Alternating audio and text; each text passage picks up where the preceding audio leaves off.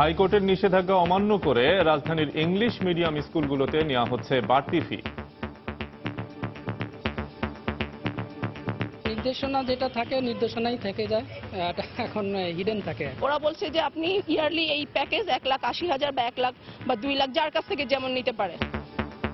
সুনির্দিষ্ট মাপকাঠি না থাকার দোহাই মালিক পক্ষের, আইনের আশ্রয় নিতে বললেন শিক্ষামন্ত্রী।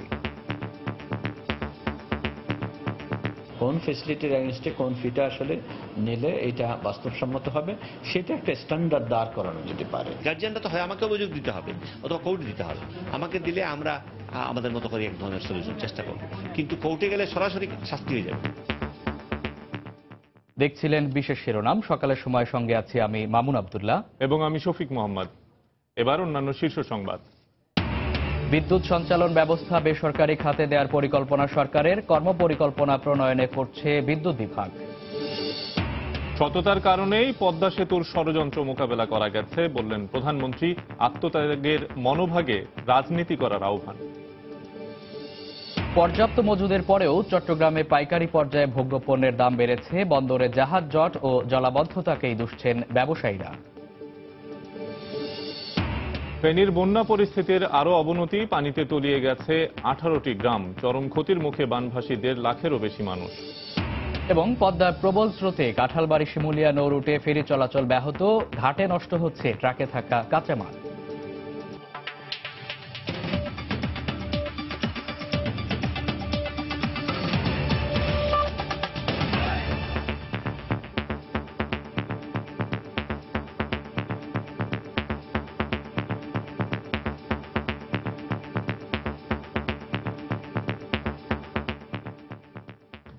হাইকোর্টের নিষেধাজ্ঞার সত্ত্বেও রাজধানীর বেশ কিছু ইংলিশ মিডিয়াম স্কুল বিভিন্ন নামে অতিরিক্ত ফি আদায় করছে শিক্ষার্থীদের কাছ থেকে।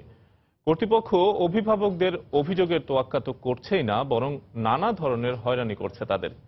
সুনির্দিষ্ট অভিযোগ পেলে মন্ত্রণালয় থেকে ব্যবস্থা নেওয়া হবে বলে জানালেন শিক্ষামন্ত্রী। সেই সঙ্গে অভিভাবকদের আইনের আশ্রয় নেওয়ার পরামর্শও দেন তিনি। অন্যদিকে রায়ের কপি হাতে পেলে আপিল করার কথা বলছে ইংলিশ মিডিয়াম স্কুল মালিকদের সংগঠন। বিস্তারিত জানাচ্ছেন ফেরদৌস লিপি। বছরের এই সময় সাধারণত ইংলিশ মিডিয়াম স্কুলের ভর্তির সময়। ভর্তির এই প্রক্রিয়ায় স্কুলগুলোর বিরুদ্ধে নামে বেনামে বিভিন্ন ফি আদায় করার অভিযোগ থাকে সব সময়। আর এই ফি আদায়ের পরিমাণ স্কুল ভেদে লক্ষাধিক টাকা পর্যন্ত হয়। গত 25শে মে হাইকোর্ট ইংলিশ মিডিয়াম স্কুলগুলোর পুনর্ভর্তি ফি, সেশন ফি, একাডেমি ফি বা অন্য কোনো নামে কোনো ফি আদায় করা যাবে না বলে নিষেধাজ্ঞা দেন। কিন্তু সে আদেশ অমান্য করে রাজধানীর বেশ কিছু স্কুল এখনো শিক্ষার্থীদের কাছ থেকে নানা নামে বড় অঙ্কের ফি আদায় করছে। নির্দেশনা যেটা থাকে নির্দেশনাই থেকে যায়, এটা এখন হিডেন থাকে। এখন যা কিছু হয় এক কলামে টোটাল ফি লিখে দেয়। আমার 2 বাচ্চার জন্য গেল 97,000, মানে 1 লাখ টাকাই চলে গেল। নির্দিষ্ট কোনো টিউশন ফি বলছে না যে তোমার এই ক্লাসে এই টিউশন ফি। ওরা বলছে যে আপনি ইয়ারলি এই প্যাকেজ 1,80,000 বা 1 লাখ বা 2 লাখ যার কাছ থেকে যেমন নিতে পারে। অভিযোগের সত্যতা জানতে বেশ কিছু স্কুলে গেলে কর্তৃপক্ষ ক্যামেরার সামনে কথা বলতে চাননি। তবে স্কুল মালিক অ্যাসোসিয়েশনের নেতারা জানান, কোন সুবিধার প্রেক্ষিতে কি পরিমাণ ফি নিতে হবে তার সুনির্দিষ্ট মাপকাঠি তাদের নেই। কোন ফ্যাসিলিটির এগেইনস্টে কোন ফিটা আসলে নিলে এটা বাস্তবসম্মত হবে, সেটা একটা স্ট্যান্ডার্ড দাঁড় করানো যেতে পারে। বিভিন্ন রকম ফি বন্ধ করে দিতে যান, সেটা হয়তো একবারই সবার পক্ষে মানে সার্ভাইভ করা, এটা হলে সার্ভাইভ করা সম্ভব না। ইংলিশ মিডিয়াম স্কুলগুলোর বাড়তি এই ফি আদায়ের কথা স্বীকার করে শিক্ষামন্ত্রী বলেন, এইসব স্কুলকে নীতিমালার আওতায় আনার কাজ চলছে। সেই সঙ্গে অভিভাবকদেরও আইনের আশ্রয় নেওয়ার পরামর্শ দেন মন্ত্রী। গার্জিয়ানরা তো হয় আমাকে অভিযোগ দিতে হবে অথবা কোর্টে দিতে হবে। আমাকে দিলে আমরা আমাদের মতো করে এক ধরনের সলিউশন চেষ্টা করব, কিন্তু কোর্টে গেলে সরাসরি শাস্তি হয়ে যাবে। যদি বলে যে এই আপনার রায় যে ভঙ্গ করে এই দেখার স্লিপ 20 টাকা নিচ্ছে অথবা স্লিপ না দিয়ে গোপনে নিচ্ছে। বাংলাদেশ শিক্ষা তথ্য ও পরিসংখ্যান ব্যুরোর সর্বশেষ হিসেব অনুযায়ী দেশে এ লেভেল ও ও লেভেল শিক্ষা প্রতিষ্ঠানের সংখ্যা 150টি। এগুলোতে শিক্ষার্থীর সংখ্যা প্রায় 1,93,274 জন। বিশেষজ্ঞদের মতে দেশের ইংলিশ মিডিয়াম স্কুলগুলোর বাণিজ্যিক দৃষ্টিভঙ্গি পরিবর্তনের পাশাপাশি এগুলোকে জাতীয় শিক্ষানীতির আওতাভুক্ত করা প্রয়োজন। সে সাথে দরকার সরকারের কঠোর মনিটরিং ব্যবস্থাও। ফেরদৌস লিপি, সময় সংবাদ, ঢাকা। বিদ্যুৎ উৎপাদনের মতো সঞ্চালন ব্যবস্থাতেও চলতি অর্থবছরেই বেসরকারি বিনিয়োগ আনার পরিকল্পনা করছে সরকার। সে লক্ষ্যে একটি কর্মপরিকল্পনা প্রণয়ন করতে যাচ্ছে বিদ্যুৎ বিভাগ। জ্বালানি প্রতিমন্ত্রী আশা, সঞ্চালন খাতের আধুনিকায়নেও গুরুত্বপূর্ণ অবদান রাখবে বেসরকারি অংশীদারিত্ব। তবে বিদ্যুৎ সঞ্চালনের মতো স্পর্শকাতর বিষয় ব্যক্তি খাতে ছেড়ে দেওয়ার ক্ষেত্রে জাতীয় নিরাপত্তা যেন ব্যাহত না হয় তা নিশ্চিত করার পরামর্শ বিশেষজ্ঞদের। ফারুক ভুঁইয়া রবিনের রিপোর্ট। সরকারি বেসরকারি বিনিয়োগে গত ৮ বছরে বিদ্যুৎ উৎপাদনে যথেষ্ট অগ্রগতি হলেও সমান গুরুত্ব পায়নি সঞ্চালন খাত। এ সময়ে উৎপাদন সক্ষমতা ২১৫% বৃদ্ধির বিপরীতে সঞ্চালন লাইন ও গ্রিড উপকেন্দ্রের ক্ষমতা বেড়েছে যথাক্রমে ৩০ ও ৮০%। তাই নিরবচ্ছিন্ন বিদ্যুৎ সরবরাহে অন্যতম প্রধান অন্তরায় মনে করা হয় সঞ্চালন সীমাবদ্ধতা। ২০১৪ সালের ১ নভেম্বর ও গত মে মাসের বিদ্যুৎ বিপর্যয়ের জন্য দায়ী করা হচ্ছে জাতীয় গ্রিডের দুর্বলতাকে। বর্তমানে সারা দেশের বিদ্যুৎ সঞ্চালন এককভাবে পরিচালনা করছে সরকারি প্রতিষ্ঠান পিজিসিবি। উৎপাদনের সঙ্গে তাল মিলিয়ে সঞ্চালন লাইন ও গ্রিড উপকেন্দ্র স্থাপন ও পরিচালনায় এবার বেসরকারি খাতকেও সম্পৃক্ত করতে চায় সরকার। পিজিসিবি থেকে ক্যান্ডিডেট প্রজেক্টগুলো একটা তালিকা পাওয়া গেছে। গ্রিড লাইন প্রাইভেট ডেভেলপার করবে, উনি শুধু নির্মাণ করবেন না, ওই গ্রিডটুকুর পরিচালনা এবং অপারেশন মেইনটেনেন্স তারাই করবে। সরকার সমস্ত টাকা দিয়ে করলে হবে না, প্রাইভেট ইনভেস্টরদেরকে আনতে হবে। ট্রান্সমিশনে আমরা আনার চেষ্টা করছি। এবার আমি প্রেশার দিব যেভাবে হোক ট্রান্সমিশনে প্রাইভেট সেক্টর যেন আনতে পারে। জেনারেশনে আমাদের প্রাইভেট সেক্টর আসছে, নাহলে এত বড় ডেভেলপ করতে পারতাম না। বিশ্লেষকরা মনে করেন বিদ্যুৎ সঞ্চালনে সিকিভাগ বিনিয়োগ আসতে পারে বেসরকারি খাত থেকে। পাশাপাশি সুষ্ঠু নীতিমালার মাধ্যমে বেসরকারি পরিচালন ব্যবস্থাকে সতর্ক নজরদারিতেও রাখার পরামর্শ তাদের। যদি এরকম হয় একটা পার্টিকুলার সেকশন সে বলল যে আরো বেশি রেট না দিলে আমি চালাতে দিব না, সেই সব কন্ডিশনসগুলো মানে কন্ট্রাক্টের মধ্যে রাখতে হবে, যাতে করে সে কোনো ধরনের অন্যায় সুযোগ না নিতে পারে। বিদ্যুৎ উৎপাদনের অভিজ্ঞতা থেকে সঞ্চালনে ও বেসরকারি খাতকে সম্পৃক্ত করতে চায় সরকার। তবে সংশ্লিষ্টরা বলছেন বেসরকারি বিনিয়োগ আসলেও বিদ্যুৎ সঞ্চালন ব্যবস্থার উন্নয়নে মুখ্য ভূমিকা রাখতে হবে রাষ্ট্রীয় প্রতিষ্ঠানকেই। সেক্ষেত্রে পিজিসিবির কার্যক্রমে বাড়াতে হবে পেশাদারিত্ব ও গতিশীলতা। ফারুক ভুঁইয়া রবিন, সময় সংবাদ, ঢাকা। সততা ছিল বলেই পদ্মা সেতু নিয়ে দুর্নীতির অভিযোগ ওঠার পরও সব ষড়যন্ত্র মোকাবেলা করা সম্ভব হয়েছে বলে মন্তব্য করেছেন প্রধানমন্ত্রী শেখ হাসিনা। স্বেচ্ছাসেবক লীগের প্রতিষ্ঠাবার্ষিকী উপলক্ষে গতকাল গণভবনে এক অনুষ্ঠানে বক্তব্য দেন তিনি। এ সময় আত্মত্যাগের মনোভাব নিয়ে জনগণের ভাগ্য উন্নয়নে নেতাকর্মীদের কাজ করারও আহ্বান জানান প্রধানমন্ত্রী। সরকারের ধারাবাহিকতা আছে বলে আজকে মানুষ উন্নয়নের ছোঁয়া পাচ্ছে। আজকের বাংলাদেশকে বিশ্বে কখনোই আর ওই করুণার চোখে দেখে না, সম্মানের চোখে দেখে। পদ্মা সেতু নিয়ে যখন আমাদের উপর দুর্নাম দিতে চেয়েছিল ওয়ার্ল্ড ব্যাংক, আমরা সেটাকে প্রতিবাদ করতে পেরেছিলাম ওই একটা কারণ, যে সততার শক্তি ছিল। 91 সাল থেকে আমরা কম্পিউটার ব্যবহার শুরু করি, জয়ের কাছেই শিখেছি। 2009-এর পরে এসে আমরা যে সাফল্য এনেছি তার প্রতিটি পরামর্শ জয়ই দিয়েছে। দোয়া চাই যে আমাদের 5টা ছেলে মেয়ে তারা মানুষের মতো মানুষ হয়েছে, এবং আমি এটুকু মা হিসেবে বলতে পারি আমি 3 বার প্রধানমন্ত্রী, কোনোদিন আমাদের ছেলে মেয়েদের কাছ থেকে কোনো রকম এই অর্থ সম্পদ ব্যবসা বাণিজ্য এসব নিয়ে তারা কিন্তু বিরক্ত করেনি। স্বেচ্ছাসেবক লীগের কাছে এটাই থাকবে আবেদন যে একটা আদর্শ নিয়ে রাজনীতি করতে হবে, ত্যাগের মনোভাব নিয়ে রাজনীতি করতে হবে। দেশের মানুষকে কতটুকু দিতে পারলাম সেটাই চিন্তা করতে হবে। কি পেলাম না পেলাম সেটা বড় কথা না, কি দিতে পারলাম মানুষের জন্য সেটা একজন রাজনীতিবিদের জীবনের নীতি হতে হবে, আদর্শ হতে হবে।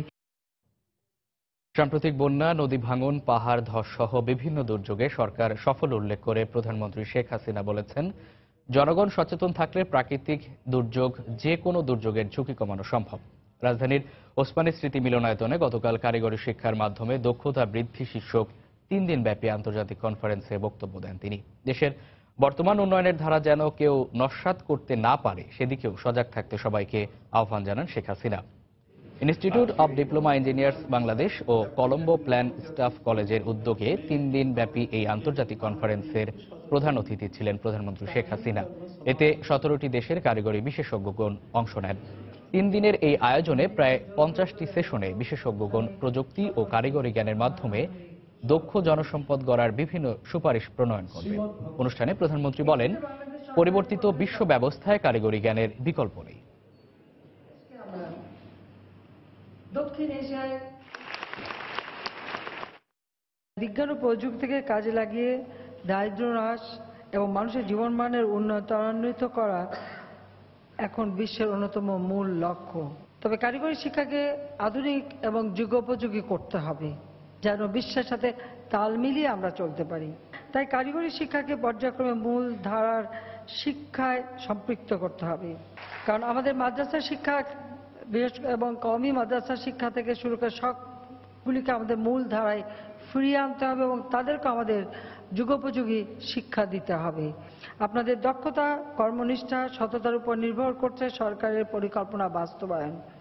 কাজের সঠিক মান নিয়ন্ত্রণে আপনারা কোনোভাবেই আপোষ করবেন না, এটা আমার অনুরোধ। আজকে বাংলাদেশ উন্নয়নে এগিয়ে যাচ্ছে, সারা বিশ্বের কাছে একটা বিস্ময়। আমরা যেন এই সম্মানটা ভবিষ্যতে ধরে রাখতে পারি এবং বাংলাদেশের এই উন্নয়ন অগ্রযাত্রা যেন কেউ নস্যাৎ করতে না পারে, সেদিকে সকলকেই সজাগ দৃষ্টি রাখার জন্য আমি অনুরোধ জানাচ্ছি। সমাজ থেকে দুর্নীতি, মাদক ও সন্ত্রাস দমনে প্রশাসনিক কর্মকর্তাদের সক্রিয় ভূমিকা পালনের আহ্বান জানিয়েছেন প্রধানমন্ত্রী শেখ হাসিনা।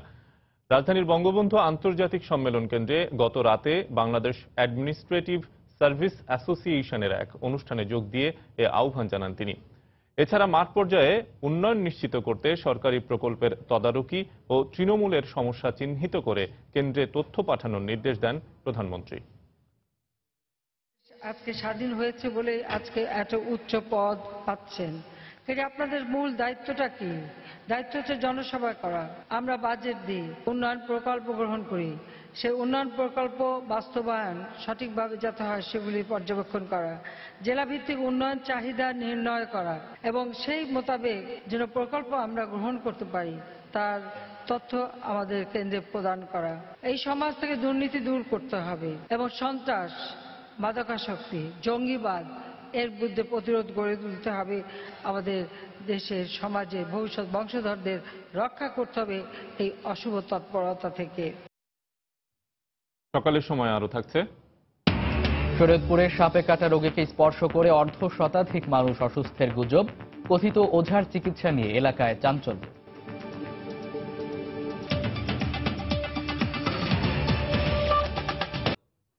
অতিবর্ষণ ও পাহাড়ি ঢলে ছোট ফেনী নদীর তীরবর্তী ফেনী সদর ও দাগনভূঞা উপজেলার বন্যা পরিস্থিতির আরও অবনতি হয়েছে। পানিতে তলিয়ে আছে 18টি গ্রাম।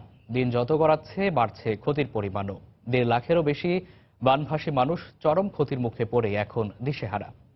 জেলা প্রশাসনের পক্ষ থেকে ক্ষতিগ্রস্তদের সহায়তা করার কথা বললেও জনপ্রতিনিধি সহ ক্ষতিগ্রস্তরা চান দুর্ভোগের স্থায়ী সমাধান।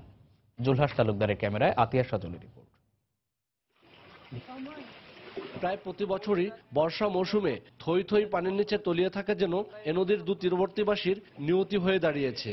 গত কয়েকদিনের অতিবর্ষণ ও উজান থেকে নেমে আসা পাহাড়ি ঢলে গত 4 দিন ধরে তলিয়ে আছে ফেনী সদরের সরসুদি, পাঁচগাছিয়া এবং দাগনভূঞার রাজাপুর ও সিন্দুরপুরের 18টি গ্রাম। এসব গ্রামের পানিবন্দীর সংখ্যা ছাড়িয়েছে 1.5 লাখেরও বেশি। সামনে দ্বিতীয় সাময়িক পরীক্ষা থাকায় প্রায় 30টি শিক্ষা প্রতিষ্ঠানে ক্লাসের পানির মধ্যেও পাঠদান চললেও শিক্ষার্থীদের উপস্থিতি হাতে গোনা। বন্যার স্থায়িত্বের কারণে ধসে পড়তে শুরু করেছে অসংখ্য কাঁচা বসত বাড়ি। কয়েক হাজার হেক্টর আমন বীজতলা সহ পানিতে তলিয়ে ক্ষতিগ্রস্ত হয়েছেন শত শত মৎস্য চাষী। আমরা স্কুলে যেতে পারছি না, গলার সমান পানি। আমরা সামনে সমাপনী পরীক্ষা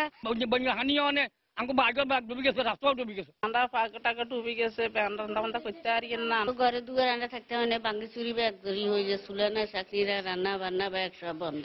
স্থায়ীভাবে সমস্যার সমাধান করতে হলে আমাদেরকে ছোট ফেনী নদীটা ড্রেজিং করতে হবে। ড্রেজিং করলে আমাদের পানিগুলো দ্রুত আমাদের এই এলাকা থেকে সরে যাবে।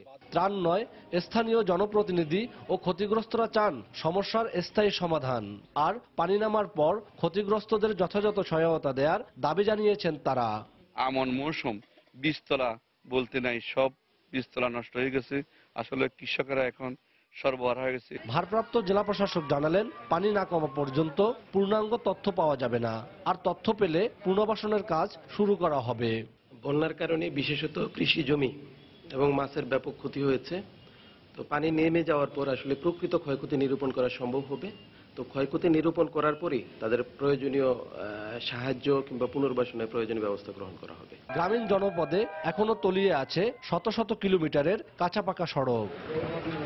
আতিয়ার সজল, সময় সংবাদ, ফেনী। নিম্ন আদালতের বিচারকদের শৃঙ্খলা বিধির চূড়ান্ত খসড়া প্রধান বিচারপতির কাছে হস্তান্তর করা হয়েছে বলে জানিয়েছেন আইনমন্ত্রী। প্রধান বিচারপতির কাছে আইন শৃঙ্খলা বিধি হস্তান্তর শেষে গতকাল সাংবাদিকদের এই কথা জানান তিনি। শিগগিরই এটি গ্যাজেট আকারে প্রকাশ করা হবে বলেও জানান মন্ত্রী। আমরা চূড়ান্ত ড্রাফটটা আমরা দিয়ে গেলাম। যতক্ষণ পর্যন্ত মহামান্য রাষ্ট্রপতির চূড়ান্ত না করেন ততক্ষণ পর্যন্ত আমি বলতে পারি না যে এটা চূড়ান্ত হয়ে গেছে। পদ্মার প্রবল স্রোতের কারণে ব্যাহত হচ্ছে কাঁঠালবাড়ি শিমুলিয়া নৌ রুটে ফেরি চলাচল। ঘাট এলাকায় ঘন্টার পর ঘন্টা আটকা পড়ে বিপাকে পড়েছেন যাত্রীরা। আর নদী পাড়ি দিতে না পারায় নষ্ট হচ্ছে ট্রাকে থাকা কাঁচামাল। বিআইডব্লিউটিসির কর্মকর্তারা বলছেন, স্রোতের কারণে ফেরিগুলো দ্বিগুণ সময়ে পদ্মা পাড়ি দিচ্ছে। সঞ্জয় কর্মকার অভিজিতের তথ্য ও শাহাদাত আকানের ছবি নিয়ে ডেস্ক রিপোর্ট। বর্ষা মৌসুমে পদ্মার পানি বাড়ায় ব্যাহত হচ্ছে মাদারীপুরের কাউরাকান্দি শিমুলিয়া নৌ রুটে ফেরি চলাচল। 17টি ফেরির মধ্যে প্রায় দ্বিগুণ সময় নিয়ে দিনের বেলায় 13টি ফেরি চললেও প্রবল স্রোতের কারণে রাতে তা অর্ধেকে নেমে আসে। ফলে ঘাটে প্রতিনিয়তই বাড়ছে যানবাহনের দীর্ঘ সারি। যাত্রীবাহী বাসকে প্রাধান্য দিয়ে পারাপার করা হলেও গত এক সপ্তাহের বেশি সময় ধরে পণ্যবাহী ট্রাক পারাপার হতে না পারায় নষ্ট হচ্ছে ট্রাকে থাকা মালামাল। এতে আর্থিক ক্ষতির মুখে পড়ার আশঙ্কা করছেন সংশ্লিষ্টরা। পিএস পয়সা দুদিন ধরে পানি পড়তেছে, আমরা তাড়াতাড়ি পারাপার হইলে ভালোই, তো অনেক তো ক্ষতি হয়ে যেতেছে, পুরো গাড়ি পিএস পয়সা দিতেছে। এত জ্বালা আমাদের ভালো লাগে না, এর চেয়ে আমাদের চাকরি বরখাস্ত দেওয়া ভালো, কিন্তু বহুত কষ্টে আমরা আছি। এখন আমরা 12 দিন ধরে বসে আছি, খাইতে দিতে পারি না, টাকা জানছি সব শেষ। সুধীজনেরা মনে করেন কর্তৃপক্ষের পর্যাপ্ত তদারকির অভাবে এই নৌরুটে চলাচলকারী যাত্রী ও চালকদের দুর্ভোগ কমছে না। নির্দিষ্ট সময়ের মধ্যে যদি ফেরিগুলোকে সঠিকভাবে ঠিক করে পরিচালনার ব্যবস্থা করা হতো তাহলে যাতায়াত আরো সুন্দর হতো, মানুষের জন্য আরো সহজ হতো। আমি মনে করি কর্তৃপক্ষের সেই দিকে খেয়াল করা উচিত। বিআইডব্লিউটিসির কর্মকর্তাদের দাবি, স্রোতের কারণে ফেরিগুলো বিকল্প চ্যানেল ব্যবহার করায় দীর্ঘ সময় লাগছে পদ্মা পাড়ি দিতে। ফলে কমে গেছে ফেরিগুলোর ট্রিপের সংখ্যা। প্রচন্ড স্রোতের কারণে আমাদের ফেরি চলাচলে বিঘ্ন হচ্ছে। এই কারণে কিছু ট্রাক আমাদের জমা হয়ে গেছে। আর আমাদের যে ডাম ফেরি আছে সেগুলি আপাতত বন্ধ আছে, দুই একটা চলতেছে, দিনের বেলা চলে, রাত্রেবেলা প্রায় বন্ধই থাকে। স্বাভাবিক সময়ে প্রতিদিন কাঁঠালবাড়ি শিমুলিয়া নৌ রুটে ছোট বড় 1200 যানবাহন চলাচল হলেও এখন পারাপার হচ্ছে 700। সময় সংবাদ, মাদারীপুর। সকালের সময় আরো থাকছে। আজ শুরু হচ্ছে ঘরোয়া ফুটবলের সেরা আসর বিপিএল। নবাগত সাইফ স্পোর্টিং ক্লাবের মুখোমুখি হবে বর্তমান চ্যাম্পিয়ন ঢাকা আবাহনী।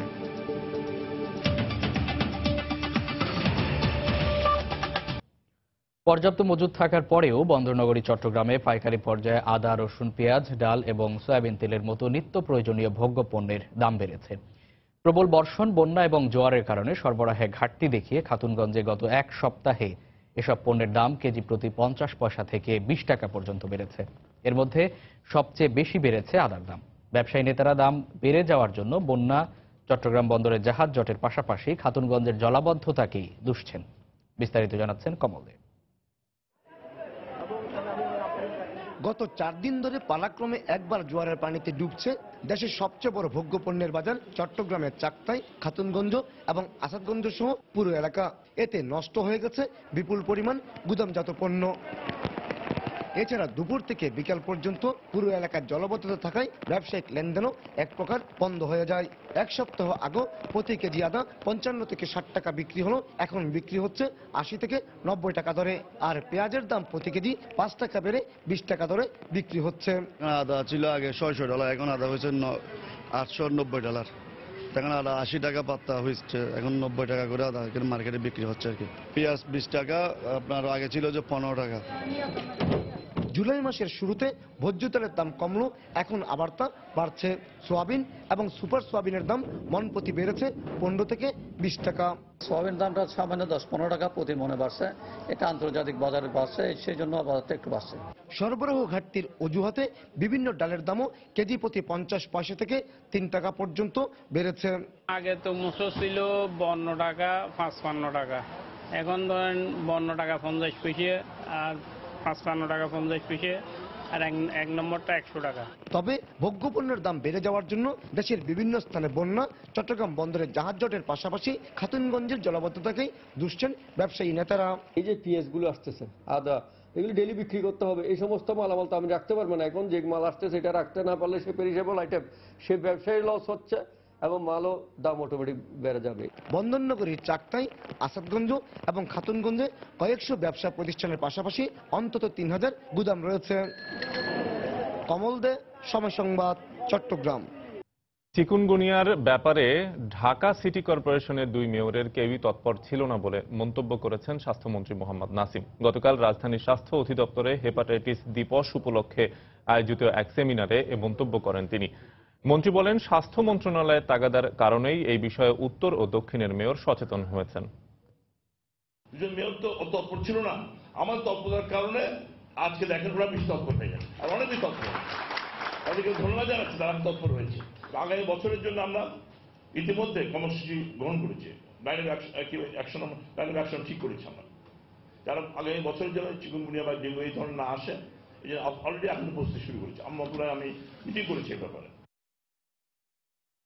আজ নেওয়া হবে জাতীয় বিশ্ববিদ্যালয়ের সেকশন অফিসার পদে লিখিত পরীক্ষা।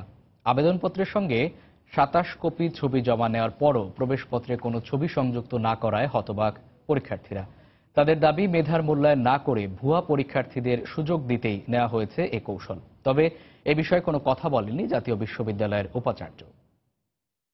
এক ভাই আমার পরিচিতি, উনি প্রক্সি দিয়ে জনতা ব্যাংকে এখন চাকরি করে। আমার রুমমেট একটা পরীক্ষা দিয়েছিল 10,000 টাকার বিনিময়ে সোনালী ব্যাংকে অফিসারে, কিন্তু সে 4টা চাকরি অটোমেটিক হয়ে গেছে, প্রক্সির মাধ্যমে এটা হয়েছে। প্রত্যাশা যখন কেবল একটি চাকরি, আর সেই প্রতিযোগীর যোগ্যতা কেবল ক্ষমতা আর টাকা, মেধার মূল্যায়ন তখন নিতান্তই মূল্যহীন। আর প্রশ্ন, লাখো পরীক্ষার্থীর ভবিষ্যৎ আর আগামীর বাংলাদেশ নিয়ে। 28শে মার্চ জাতীয় বিশ্ববিদ্যালয়ের সেকশন অফিসার পদে লিখিত পরীক্ষা। ওয়েবসাইটে উল্লেখ রয়েছে 50 জন নিয়োগের বিষয়টি, স্পষ্ট রয়েছে আবেদনের শর্তাবলীও। তা মেনে প্রস্তুতিও নিচ্ছিলেন পরীক্ষার্থীরা। কিন্তু প্রবেশপত্র পাওয়ার পর পরীক্ষার্থীদের মনে তৈরি হয় নতুন শঙ্কা। আবেদনপত্রের সঙ্গে 27 কপি ছবি জমা দেওয়ার পরও প্রবেশপত্রে কোনো ছবি সংযুক্ত না থাকায় আশঙ্কা ভুয়া পরীক্ষার্থীদের অংশগ্রহণের। আমি প্রথমে ভাবছিলাম যে আমার অ্যাডমিট কার্ডে মনে হয় ছবি নেই, কিন্তু পরে দেখতেছি যে আমারটা মনে হয় ভুল করে আসছে। পরে দেখতেছি যে সবারই অ্যাডমিট কার্ডে ছবি নেই। যখন দেখি যে অ্যাডমিটে ছবি দিচ্ছে না, তখন আসলে আমি সিকিউর ফিল করছি না। এখানে প্রুভনেস যে জিনিসটা থাকা উচিত, সেই জিনিসটা কিন্তু আমরা পাচ্ছি না। এই যখন অবস্থা, তখন প্রশ্ন বিশ্ববিদ্যালয় কর্তৃপক্ষের স্বচ্ছতা নিয়ে। একাধিকবার অনুরোধ করার পরও এই বিষয়ে কথা বলতে রাজি হননি জাতীয় বিশ্ববিদ্যালয়ের উপাচার্য।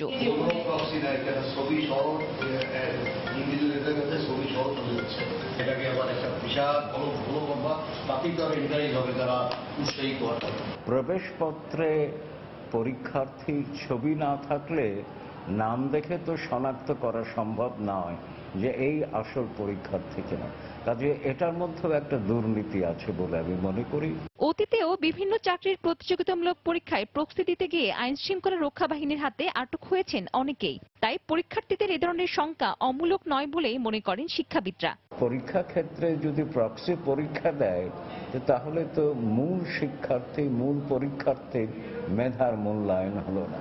প্রতিযোগিতামূলক পরীক্ষায় এ ধরনের প্রতারণা ঠেকাতে পদ্ধতি এবং কৌশলগত পরিবর্তন বা সংস্কারের পরামর্শ বিশেষজ্ঞদের। পদ্ধতি বা প্রক্রিয়া স্বচ্ছ থাকে। মৌসুমী মৌ, সময় সংবাদ, ঢাকা। শরীয়তপুরে সাপে কাটা রোগীকে স্পর্শ করে একই গ্রামের অর্ধশতাধিক মানুষ অসুস্থ হয়ে পড়েছেন বলে গুজব উঠেছে। এতে আতঙ্কিত হয়ে পড়েছেন এলাকাবাসী। এই ঘটনায় কথিত ওঝার চিকিৎসা নিয়ে এলাকায় ব্যাপক চাঞ্চল্যের সৃষ্টি হয়েছে। মফিজুর রহমান রিপনের পাঠানো তথ্য ও ছবি নিয়ে ডেস্ক রিপোর্ট। এটি কোনো মেলা বা আনন্দ মঠ নয়। সাপের বিষ নামাতে চলছে গ্রাম্য ওঝার বিশেষ তন্ত্রমন্ত্র ও ঝাড়ফুঁক। স্থানীয়রা জানান, বৃহস্পতিবার দুপুরে ভেদরগঞ্জ উপজেলার আজগর হাওলাদার কান্দি গ্রামে লিপি বেগম নামে এক গৃহবধূকে সাপে কাটে। এ সময় পাশের গ্রামের ওঝা বাচ্চুকে খবর দেয়া হলে মোবাইল ফোনে পানি পড়া দেন তিনি। এক পর্যায়ে ঘটনাস্থলে পৌঁছে ঝাড়ফুঁক শেষে 4 সন্তানের জননী লিপিকে মৃত ঘোষণা করেন। সাপে কামড় দেওয়ার পরে হলো বাঁধতে পায়, বাঁধার পরে হলো ওটাকে ফোন দিচ্ছে, ওটাকে ফোন দেওয়ার পরে ওনার ওগায় আসছে, তাই চললো জানছে, যারা পরে যারা চালানি উনি মারা গেছে। তাকে যারা যারা ধরছে, স্পর্শ করছে, সকলে নারী পুরুষ সহ 85 জন আহত হয়েছে। এদিকে সাপে কাটার পর লিপিকে স্পর্শ করায় গ্রামের অর্ধ শতাধিক নারী পুরুষ অসুস্থ হয়ে পড়ে বলে জানায় তারা। পরে প্রায় 3 ঘন্টা তন্ত্রমন্ত্র ও ঝাড়ফুঁক দিয়ে তাদের চিকিৎসা দেন বাচ্চু ওঝা। বানসান দিছি লাড়ছি চাড়ছি না, ওই দম যাওয়ানোর সাথে সাথে আমি হাঁপিলে পড়ে গেছি। পড়ার পথে এরকম আটকাকে বিড়াল দিয়ে যায়। এরকম সাপ কোনো সময় দেখি নাই, বুঝলেন? মানে সাপ ধরা যারা সাপে কাছে তারা ধরার মাত্র যায় ধরে হ্যাঁ দলে পড়ে যায়। তো এই নিয়ে আমরা পুরো একটা ভয়ের ভিতরে একটা আতঙ্কে আসছি, ঠিক আছে? তো এটা কোন ধরনের সাপ, এর আগে পরে আমরা কখনো এটাকে দেখি নাই। তো এই সাপটাকে নিয়ে আমরা খুব ভয়ে আতঙ্কে আসছি। তবে গৃহবধূ লিপিকে কোন সাপে কেটেছে তা নিশ্চিত করতে পারেনি কেউ। এ ঘটনায় এলাকায় আতঙ্ক বিরাজ করছে। সময় সংবাদ, শরীয়তপুর। নওগাঁয় যৌতুকের দাবিতে এক গৃহবধূকে শ্বাসরোধ করে হত্যার অভিযোগ উঠেছে। গতরাত 9টার দিকে সদর উপজেলার কোমাইগাড়ি এলাকায় এ ঘটনা ঘটে।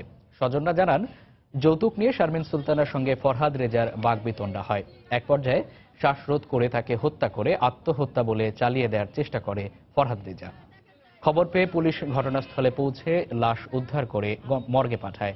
এ ঘটনায় গৃহবধূ শারমিন সুলতানার বাবা বাদী হয়ে নওগাঁ সদর থানায় একটি মামলা করেছেন।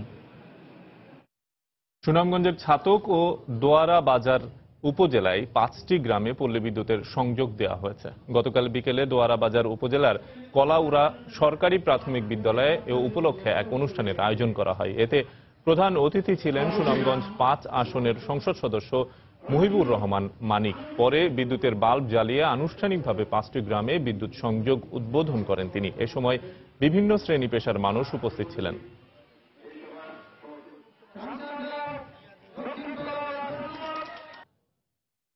দীর্ঘদিন যারা প্রবাসে আছেন তাদের অনেকেই খণ্ডকালীন কাজের মাধ্যমে দক্ষ কারিগর হিসাবে প্রতিষ্ঠিত হয়ে উঠেছেন। মেধা আর পরিশ্রমের কারণে নিজেরাই হয়েছেন উদ্যোক্তা। 1 কোটি বাংলাদেশি সচ্ছল জীবনের আশায় বিভিন্ন দেশে পাড়ি জমালেও তাদের একটি বড় অংশ অদক্ষ শ্রমিক হওয়ায় পরিস্থিতির কোনো পরিবর্তন হয় না। এ অবস্থায় অনেকেই প্রবাসে রুটিন বাঁধা কাজের পাশাপাশি বাড়তি আয়ের আশায় খণ্ডকালীন চাকরি করে থাকেন। এভাবে অনেকেই তাদের ভাগ্য বদলেছেন। কুয়েত থেকে শরীফ মোহাম্মদ মিজানের তথ্য ও ছবি নিয়ে ডেস্ক রিপোর্ট। প্রতি বছর কুয়েতের বিভিন্ন কোম্পানির পরিচ্ছন্নতা কর্মী হিসেবে চুক্তিভিত্তিক চাকরি করতে দেশ ছেড়ে আসেন অসংখ্য বাংলাদেশি শ্রমিক। কোম্পানির কাজের সময় সাধারণত 8 ঘন্টা নির্ধারণ থাকলেও কখনো কখনো তা 11-12 ঘন্টা ছাড়িয়ে যায়। মাসিক বেতন দেয়া হয় গড়ে 18 কুয়েতি দিনার। এর মধ্যেও নানা অজুহাতে কেটে রাখা হয় 3 থেকে 4 দিনার। এভাবে ভাগ্য পরিবর্তন সম্ভব নয় এমন উপলব্ধি থেকে একটি মোবাইলের দোকানে খণ্ডকালীন সার্ভিসিং এর কাজ শুরু করেন কুমিল্লা থেকে আসা মাসুম। নিজ মেধাকে কাজে লাগিয়ে এরই মধ্যে তিনি শিখেছেন মোবাইল মেরামতের কাজ। দীর্ঘ 8 বছর কোম্পানির কাজের পাশাপাশি খণ্ডকালীন কাজ করে তিনি অদক্ষ থেকে দক্ষ শ্রমিকে পরিণত হয়েছেন। মাসুম বলেন, শ্রমিকদের উচিত নিজ কোম্পানির কাজের পাশাপাশি যে কোনো সৃজনশীল কাজে দক্ষতা অর্জন করা। একটা সাধনা ছিল যে আমি মোবাইলের কাজ করবো এবং মোবাইলের টেকনিশিয়ান। আমি আজকে 15-20 বছর ধরে এলিনে আছি। আল্লাহ দিলে আমি অনেক ভালো আছি এবং কোম্পানি থেকে এসে আমি নিজে প্রতিষ্ঠান হয়েছি। কোম্পানির বাইরের কাছে আবেদন থাকবে যে আপনারা ফাঁকে ফাঁকে কিছু কাজ শিখেন, নিজের দাঁড়ানোর চেষ্টা করেন। এভাবে সঞ্চিত অর্থ আর বন্ধুদের সহযোগিতায় মাসুম কুয়েত সিটির প্রাণকেন্দ্রে খুলে বসেন মোবাইল সার্ভিসিং এর দোকান। নামি দামি ব্র্যান্ডের সেট মেরামতের পাশাপাশি বিভিন্ন যন্ত্রাংশ বেচে কেনার কাজ করেন তিনি। কুয়েতের বাংলাদেশি কমিউনিটিতে মাসুম এখন মোবাইল ইঞ্জিনিয়ার নামে পরিচিত। কঠোর অধ্যাবসায়ের কারণে মাসুমের সফল ব্যবসায়ী হয়ে ওঠার গল্প আজ অনুপ্রেরণা যোগায় হাজারো প্রবাসী শ্রমিককে। আমার দোকান ছিল, উনি বললো যে আমার দোকানে আসো, দোকানে কাজটা শিখতে পারবে। আমি ওখানে গেলাম, আমার নিজস্ব ইচ্ছায় আমি কাজ শিখি। প্রথম কোম্পানিতে ছিলাম, পরে মোবাইল দোকান দিলাম, মোটামুটি ভালোই আছি আল্লাহর মধ্যে দোকান দিয়ে। আমার এখানে টেকনিশিয়ান আছে, মোবাইল সব ধরনের মোবাইল রিপেয়ারিং করি।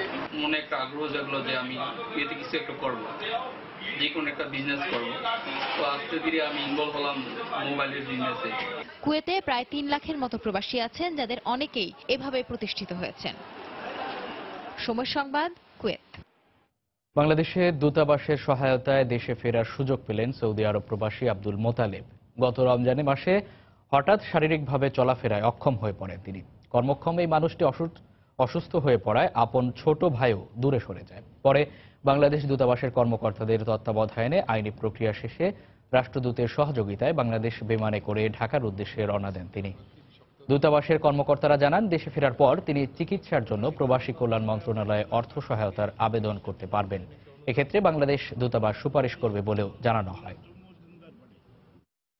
ফিলিস্তিনিদের অব্যাহত বিক্ষোভ এবং আন্তর্জাতিক সম্প্রদায়ের সমালোচনার মুখে জেরুজালেমের আল আকসা মসজিদ প্রাঙ্গণ থেকে নিরাপত্তা ব্যবস্থা সরিয়ে নিয়েছে ইসরায়েল।